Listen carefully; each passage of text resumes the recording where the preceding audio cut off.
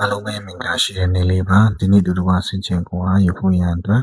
ရှင်ယောဟန်ခရစ်ဝင်အခန်းကြီး16အငယ်24ယခုတိုင်အောင်ငါ၏နာမကိုအမိပြု၍တင်တို့သည်အပေစုကိုမျှမတောင်းကြသေးတင်တို့ဝမ်းမြောက်စရာအကြောင်းစုံလင်စေခြင်းက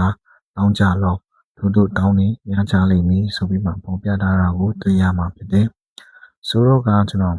စုတောင်းခြင်းနဲ့ပတ်သက်ပြီးမှအနည်းငယ်ပြောတော့မှာဖြစ်တယ်ကျွန်တော်တို့တောင်းတဲ့အခါတိုင်းမှာချက်ချင်းရတဲ့အခါရှိတယ်။စောင့်ရတဲ့အခါရှိတယ်။မရတဲ့အခါရှိတယ်။ဥပမာအနေနဲ့ကလေးတစ်ယောက်ကအဖေကိုတောင်းမယ်ဆိုရင်အဖေကပေးမှာမဟုတ်ဘူးဖြစ်တယ်။ဒူနည်းတူစွာပဲညာခင်ကလည်းကျွန်တော်တို့လူချင်တာထက်လိုအပ်တဲ့အရာကိုပေးတဲ့ဖရားဖြစ်တယ်။ဆိုတော့ကကျွန်တော်တို့ဘယ်လိုတောင်းရမလဲ။နံပါတ်1အနေနဲ့ကကျွန်တော်ဘုရားသခင်ရဲ့နာမကိုဆွဲကင်ဖို့ရန်အတွက်ဖြစ်တယ်။နံပါတ်2အနေနဲ့ကကျွန်တော်ယုံကြည်ခြင်းနဲ့တောင်းဖို့ရန်အတွက်ဖြစ်တယ်။နံပါတ်3အနေနဲ့ကကျွန်တော်လှုပ်ဆောင်ဖို့ရန်အတွက်ဖြစ်တယ်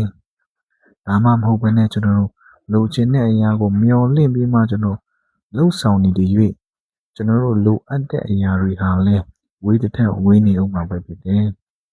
။ကျွန်တော်တို့အသက်သခင်ဖြစ်တဲ့ဖန်ဆင်းရှင်သူ၌တာလင်ကျွန်တော်တို့ဟာဝမ်းမြောက်ခြင်းစုံလင်ခြင်းအရာခတ်သိမ်းကိုရရှိမှာဖြစ်တယ်။ဂျာနာနဲ့ညီကိုတွေတစုံတစ်ခုရရှိမယ်လို့မျှော်လင့်လဲအရောက်ချင်းစီတိုင်းပေါ်မှာဘုရားသခင်ကောင်းချီးပေးပါစေ။